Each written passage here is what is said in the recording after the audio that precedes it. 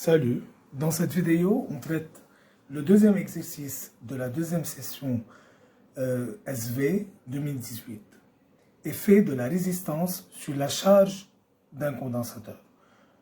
Donc, on va voir quel est l'effet si on varie la valeur de R sur l'évolution de UC en fonction du temps, qui est la tension au borne du condensateur. Le but de cet exercice est d'étudier l'effet de la résistance d'un conducteur ohmique sur la charge d'un condensateur. Dans ce but, on réalise le circuit du document 2 qui comprend un condensateur initialement non chargé de capacité C égale 4 microfarad. Bien sûr, on va utiliser la capacité par la suite, la valeur de la capacité, qui est là en microfarad. Il faut la convertir par la suite en farad. Et il faut bien noter que le condensateur est initialement non chargé. Quand on parle de initialement, ça veut dire à l'instant initial. C'est-à-dire à T0, donc cette information nous permet d'écrire qu'à T0 égale 0, UC de 0, UC à cet instant, est égal à 0. La tension au borne du condensateur à l'instant initial est nulle. Un conducteur ohmique de résistance R réglable. La résistance réglable, on va noter toute grandeur qui est variable pour un certain dipôle, par exemple là comme le conducteur ohmique, sa grandeur, la grandeur qui le caractérise, qui est la résistance, est réglable, elle peut être variée. Donc on va noter ce dipôle avec cette flèche. Un générateur idéal de tension continue, UAM égale E. Le générateur idéal n'a pas de résistance interne. Et un interrupteur K. On ferme l'interrupteur à T0 égale 0 et la charge du condensateur commence. Il s'agit bien là de l'étude de la charge du condensateur, du phénomène de charge, car on a un générateur en série avec un condensateur. Étude théorique. Établir l'équation différentielle qui régit l'évolution de la tension UDF égale UC durant la charge du condensateur. Établir, suivre un ensemble d'étapes pour arriver à un résultat. Donc, pour étudier l'équation différentielle, toujours afin de déterminer l'équation différentielle qui régit l'évolution de la charge ou bien de la décharge, on doit commencer par la loi d'additivité des tensions. Donc, la loi d'additivité des tensions dans ce circuit nous permet d'écrire UAD plus, donc, additivité des tensions. Donc ça, c'est la loi d'additivité des tensions. Nous permet d'écrire UAD plus UDF plus UFM est égal à UAM, qui est la tension au borne du générateur. UAD, c'est la tension au borne d'un interrupteur fermé, donc c'est comme un fil de connexion, elle est nulle. UDF n'est autre que la tension UC, donc ça c'est UC, et UFM, c'est la tension UR, est égale à E, qui est la tension au borne du générateur. Là, il nous demande de déterminer l'équation différentielle en UC. Donc, on a intérêt à enlever UR et à la remplacer par R fois I, d'après la loi d'Ohm au borne d'un conducteur ohmique. Alors, UC plus RI est égal à E, et on sait que I, dans ce cas, peut être exprimé en UC. Or, I est égal à plus dQ sur dt, car il s'agit là d'un phénomène de charge du condensateur, et, comme on a dit avant, l'intensité du courant dans tout le programme libanais sera, donc le sens positif, ou l'orientation du circuit est positivement dans le sens réel du courant. Cela veut dire que I est positive. Et dans le cas de charge du condensateur, de la charge du condensateur, Q est une fonction croissante, dQ sur dt est positive, alors l'intensité I égale à plus dQ sur dt. De plus, Q égale à C fois UC, cela nous permet de remplacer I par C duc sur dt. Alors UC plus R, C duc sur dt égale à E. On arrive alors à l'équation différentielle qui régit l'évolution de UC ou bien qui explique l'évolution de la tension UC en fonction du temps. La solution de cette équation différentielle, donc la question 1.2, la solution de l'équation différentielle est de la forme UC égale A plus BE dt. Donc, avec A, B et D sont des constantes, il faut les déterminer en fonction de E, R et C. Donc, on sait que U, cette expression UC égale A plus BE dt, est bien une solution de l'équation différentielle. Donc, si on la remplace là, si on la remplace là par son expression, dans l'équation différentielle, ça veut dire, et si on remplace sa dérivée aussi dans l'équation différentielle, on doit avoir une égalité, une égalité qui est vérifiée, une équation qui est bien vérifiée. Donc, puisque UC est une solution, elle doit vérifier l'équation différentielle. On a besoin alors de sa dérivée, DUC sur dt. La dérivée d'une somme, c'est la somme des dérivées, donc c'est 0 plus B, qui est constante multiplicative. La dérivée de E dt, c'est la dérivée de EU, qui est U', alors c'est DE dt. On a la dérivée et UC, on les remplace dans l'équation différentielle, on obtient A plus BE dt à la place de UC, plus RC par la dérivée de UC par rapport au temps, qui est BDE dt, tout ça égale à E. On peut là factoriser par BE dt, et on laisse A, bien sûr, on obtient A plus BE dt, facteur de 1, plus du deuxième terme, RCD, égale à E. Là, par identification, on identifie les deux membres de l'égalité, les deux côtés de l'égalité, on obtient A égale à E, et ce terme, ce facteur qui multiplie l'exponentielle est égal à 0. Donc, pour que cette égalité soit correcte à n'importe quel instant, A doit être égal à E, et 1 plus RCD est égal à 0, cela veut dire que D égale, donc si on remplace de l'autre côté moins 1 sur RC, on obtient D égale moins 1 sur RC.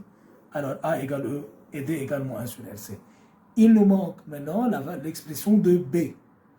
Afin de trouver l'expression de cette constante, on a besoin d'utiliser les conditions initiales. Or, initialement, le condensateur est non chargé. Cela veut dire que UC de 0 est égal à 0. UC de 0, dans cette expression A plus BE dt, cela veut dire que A plus BE0 est égal à 0. Or, exponentielle de 0, c'est 1. Alors, A plus B égale à 0. Et alors, B égale à moins A. Comme on a obtenu là A égale E, alors B égale à moins E. On a A, B et D. On les remplace dans l'expression de UC. UC devient A qui est égal à E, plus B qui est moins E, donc c'est moins E, par exponentielle de dt. D c'est moins 1 sur RC, alors c'est moins T sur RC. On peut factoriser par E, E facteur de 1 moins exponentielle de moins T sur RC. Il s'agit bien de la fonction UC qui explique l'évolution de la tension au borne du condensateur en fonction du temps. Vérifier, donc 1.3, vérifier que le condensateur est pratiquement chargé complètement à T égale à 5 RC. Donc, à T égale à 5 RC, on vient de déterminer UC en fonction du temps. On peut déterminer UC à T égale 5 RC. À T égale à 5 RC, UC égale à E, facteur de 1 moins exponentielle de moins 5 RC sur RC. Moins 5 RC sur RC, alors c'est moins 5. 1 moins exponentielle de moins 5. Si on fait ça sur la calculatrice, on va obtenir 0,99. Alors, 0,99, donc c'est 0,99 E, ce qui veut dire que c'est à peu près égal à E. Et le condensateur est pratiquement considéré comme complètement chargé. Car si la tension UC atteint la valeur E, atteint la tension qui lui est appliquée, qui est la tension maximale, on dit que le condensateur est complètement chargé. Donc, ça c'est 5 taux déjà, 5 fois la constante de temps. Donc, ça c'est des connaissances du cours. À l'instant 5 taux, le condensateur est considéré comme pratiquement chargé. 1.4, indiquer alors l'effet de la résistance du conducteur ohmique sur la durée de la charge du condensateur.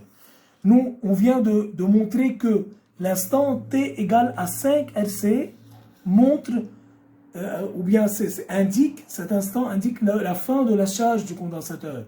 Ou bien c'est la durée nécessaire pour que le condensateur atteigne sa charge maximale.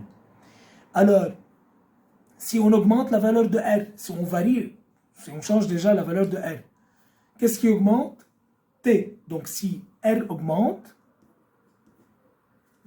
alors T, qui est la durée nécessaire pour arriver à la fin de la charge, qui est 5 RC, donc 5 RC, augmente de même.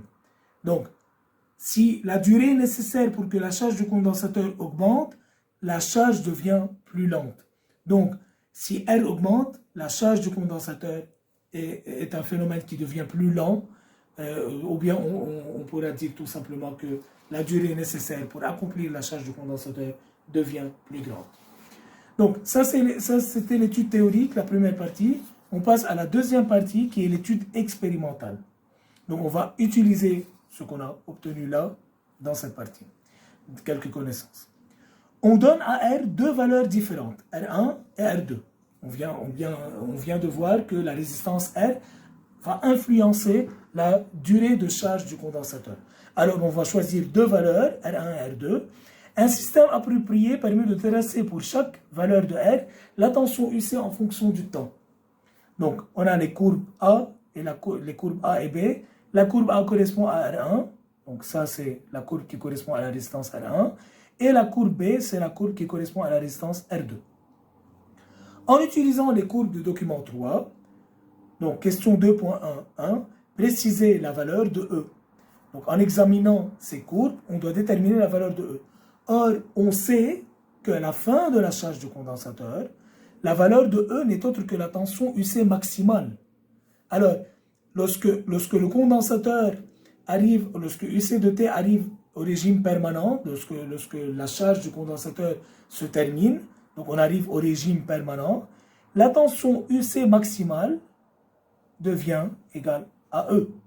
Alors, graphiquement, on peut dire que E n'est autre que UC max, la valeur maximale de UC, qui est égale à 8 volts. Donc dans ce cas, c'est 8 volts. La question suivante, préciser sans calcul si la valeur de R2 est égale, plus petite ou plus grande que R1. Donc sans faire une application numérique, il faut juste donc, regarder les courbes, observer les courbes et savoir si R1, R2 est plus grande ou égale à R1 ou bien plus petite. Là, on remarque que donc dans le résultat de la première partie, que si la résistance augmente, la durée nécessaire pour accomplir la charge du condensateur doit aussi augmenter.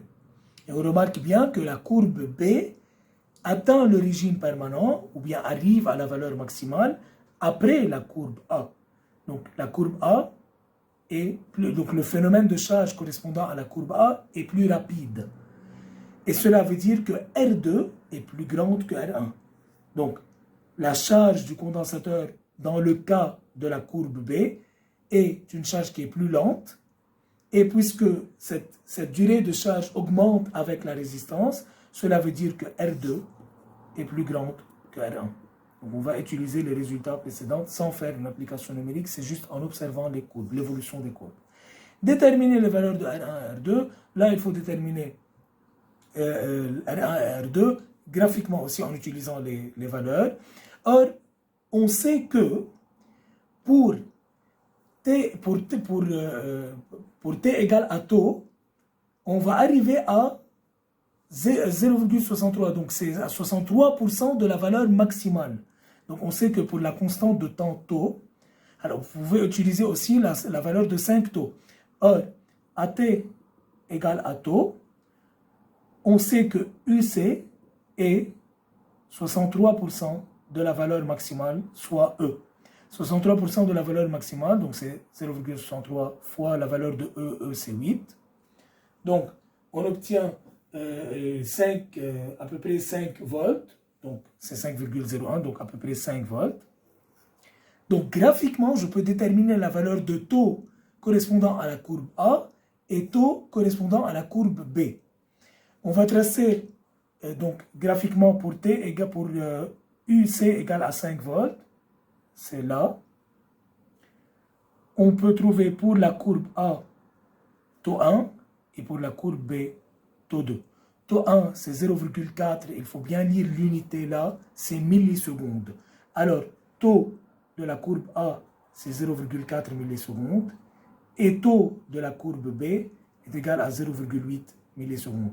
Pourquoi on a besoin de la valeur de taux?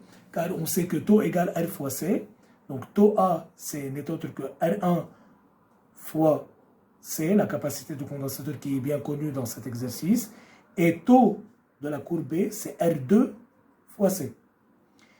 Alors, R1 égale à taux A sur C, soit 0, donc taux A 0,4 par 10 à la puissance moins 3, sur la capacité qui est 4 microfarads, il faut faire attention, 4 microfarads, c'est 4 par 10 à la puissance moins 6 farads. Donc pour passer de microfarad en farad, il faut multiplier par 10 à la puissance moins 6. Donc, taux A, c'est 0,4 10 moins 3 sur 4 10 moins 6. On obtient pour la valeur de R1 100 ohms. Pour R2, pareil, taux B sur C. Or, taux B, c'est 0,8 par 10 moins 3 sur la capacité qui est la même, qui est 4 10 moins 6. On obtient 200 ohms. Alors, R1 égale à 100, R2 égale à 200. On voit bien que R2 est plus grand que R1. 2.2. Le condensateur est complètement chargé. L'énergie électrique emmagasinée dans le condensateur est WC. Donc ça, c'est l'énergie finale à la fin de la charge du condensateur. La valeur de WC dépend-elle de la résistance du conducteur ohmique? Justifiée. Pour répondre à cette question, il faut bien savoir l'expression de W, l'expression de l'énergie emmagasinée par le condensateur à chaque instant est donnée par 1/2 C fois UC au carré. En particulier, à l'instant final, UC est égal à E, et ce qui nous permet de dire que WC, qui est la charge, qui est l'énergie emmagasinée à la fin de la charge, c'est 1/2 C fois E au carré. Donc, on sait que l'expression de UC est 1/2 C E carré. La valeur de WC dépend-elle alors de la résistance? Donc, non. Elle ne dépend pas de cette grandeur, elle dépend uniquement de la capacité du condensateur et de la tension qui lui est appliquée. Déduire la valeur de UC, il s'agit là de faire une application numérique, c'est 1/2 fois la capacité, c'est 4 microfarads, donc c'est 4 10 moins 6, 4 par 10 moins 6, fois E au carré, ça veut dire c'est 8 au carré. Donc, tout calcul fait nous permet de dire que c'est 1,28 par 10 à la puissance moins 4 joules. Donc, il faut bien noter que l'énergie en joules, sachant que C est en farad et E est en volts. Voilà donc ça c'est la résolution de cet exercice.